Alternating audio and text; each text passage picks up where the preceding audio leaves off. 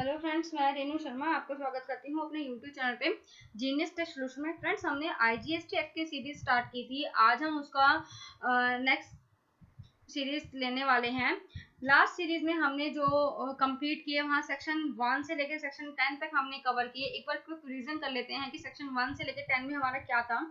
Section 1 हमारा जो है शॉर्ट टाइटलमेंट कमेंसमेंट के बारे में बात करता है। सेक्शन 2 हमारे डेफिनेशंस के बारे में बात करता है। सेक्शन 3 और 4 हमारा क्या है, डिपार्टमेंट से रिलेटेड है। एंड सेक्शन 5 हमारा 11 कलेक्शन के बारे में बात करता है। सेक्शन 6 हमें जो बात करता है एग्जाम्पशंस की बात में बात करता है। सेक्शन 7 हमारा इंटर स्टेट सप्लाई के बारे में बात करता है। सेक्शन 8 हमारा इंट्रा स्टेट सप्लाई के बारे में बात करता है। सेक्शन 9 हमारा टेरिटोरियल वाटर की अगर हमें निकालना है तो उसके बारे में बात करता है। सेक्शन 10 जो है हमारा place of supply of goods other than the supply of goods imported into और exported from India के बारे में बात करता है। इसमें जो सेक्शन 10B है वो हमारा मोस्ट कंसर्न जो है इसका सेक्शन है।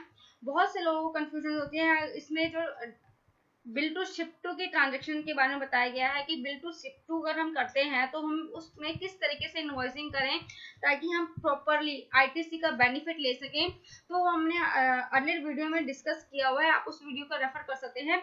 आज हम डिस्कस करने वाले हैं सेक्शन 11।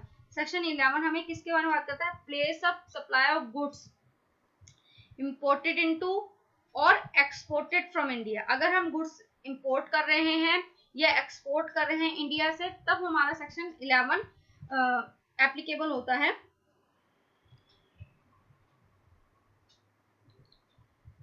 इसमें हमारे दो ही क्लॉज हैं। Imported into India shall be the location of the importer. मतलब अगर हम कुछ गुड्स इंपोर्ट कर रहे हैं तो उसकी जो पीओएस है वो किस तरीके से डिटरमाइन करेंगे। जो इंपोर्टर की जो जहां पर वो रजिस्टर्ड होगा उसका प्लेस ऑफ बिजनेस, तो हम उसको कंसीडर करेंगे पीओएस के लिए।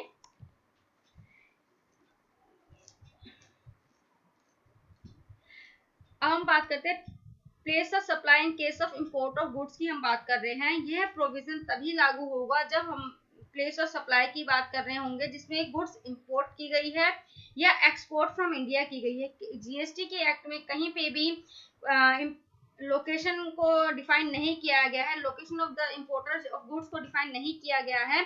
लेकिन हमने जैसे एनालाइज किया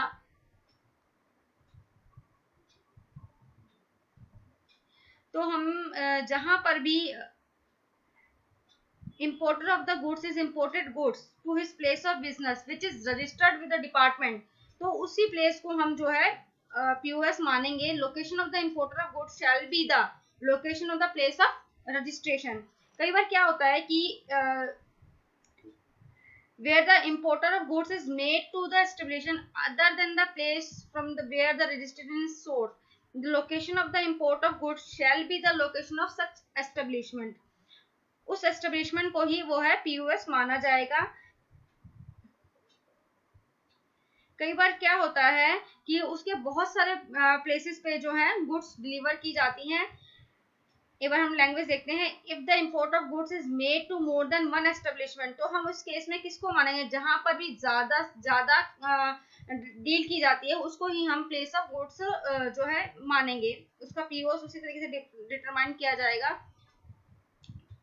कई बार क्या होता है हमें बिजनेस प्लेस ऑफ नहीं पता होता, प्लेस ऑफ बिजनेस या अदर एस्टेब्लिशमेंट नहीं पता है कि इंपोर्ट कहाँ की जाएगी, तो उसका जो रेजिडेंस होता है उसको ही पीओएस के लिए हम कंसीडर करते हैं। इसको एग्जांपल से हम समझते हैं। अगर हमारा लोकेशन होता है सप्लाई कहाँ है, यूएसए में है, और जो goods supply to Mumbai port पे की गई है, और जो लोकेशन ऑफ इंपोर्टर्स है वो कहाँ है, पंजाब का है, तो इस केस में जो पीओएस होगा लोकेशन ऑफ द इंपोर्टर कहाँ है, पंजाब में, तो हम उसको पीओएस क्या मानी जाएगा, इसकी पंजाब मानी जाएगी। अब हम दूसरे एग्जांपल से देखते हैं। अगर हमारा location of the supply USA में ही एस्टेब्लिश है और जो उसने गुड्स सप्लाई टू कहाँ की है, गुजरात पोर्ट पर की है, और गुड्स कहाँ, इंपोर्टर कहाँ है, वो भी गुजरात में है, तो इस केस में जो पीओएस होगा वो हमारा गुजरात होगा। नेक्स्ट हम लेते हैं। अगर मान लीजिए हमारा location of the supplier again USA है और जो उसने गुड्स सप्लाई की है वो अगेन गुजरात पोर्ट पे की है, लेकिन जो लोकेशन ऑफ द इंपोर्टर है वो दिल्ली में है, तो इस केस में जो पीओएस होगा वो दिल्ली होगा। अब इसका हम देखते हैं। आई होप दोस्तों आपको समझ में आ रहा होगा। अगर आपको कोई भी कमेंट है तो हम हमसे कमेंट सेक्शन में पूछ सकते हैं। Exported from India shall be the location of outside India. अगर हम कुछ गुड्स एक्सपोर्ट कर रहे हैं तो जहां पर हम एक्सपोर्ट कर रहे हैं आउटसाइड इंडिया में, वो उसका जो है पीओएस होगा। अब हम इसे एक एग्जांपल से समझते हैं friends. Location of the exporter कहाँ है, हमारा इंडिया में है, दैट मींस दिल्ली में है, और गुड जो सप्लाई टू की है उसने यूएसए में की है, और जो लोकेशन ऑफ द इंपोर्टर है वो भी यूएसए में है। तो इस केस में जो पीओएस होगा वो होगा location outside India, that means USA. अगर कोई लोकेशन ऑफ द एक्सपोर्टर हमारा दिल्ली है और उसने गुड्स को जो सप्लाई किया वो ऑस्ट्रेलिया के लिए है, और जो लोकेशन ऑफ द इंपोर्टर है वो भी ऑस्ट्रेलिया है, तो इस केस में जो हमारा पीओएस होगा वो ऑस्ट्रेलिया होगा, क्योंकि जो लोकेशन है वो ऑस्ट्रेलिया की है। आई होप दोस्तों ये आपको सेक्शन 11 ऑफ आईजीएसटी आपको क्लियर है कि अगर हम गुड्स को इंपोर्ट करते हैं तो किस तरीके से उसका पीओएस निकालेंगे, अगर हम एक्सपोर्ट करते हैं तो उसका पीओएस किस तरीके से निकालेंगे। क्योंकि पीओएस प्लेस ऑफ सप्लाई को निकालना बहुत ही इंपॉर्टेंट है, क्योंकि उसी के बेस पे हमारी जो है टैक्स की लेवी आती है, किस तरीके का उस पर टैक्स लगेगा। फ्रेंड्स अगर आपको मेरी वीडियोस अच्छी लगती हैं तो प्लीज लाइक कीजिए, शेयर कीजिए और मेरे चैनल को सब्सक्राइब कीजिए। नेक्स्ट जो है हमने अपनी सीरीज में सेक्शन 12 डिस्कस करेंगे। बहुत ही इंपॉर्टेंट चैप्टर है हमारा, सेक्शन है, उसको डिस्कस करेंगे। Thank you for watching.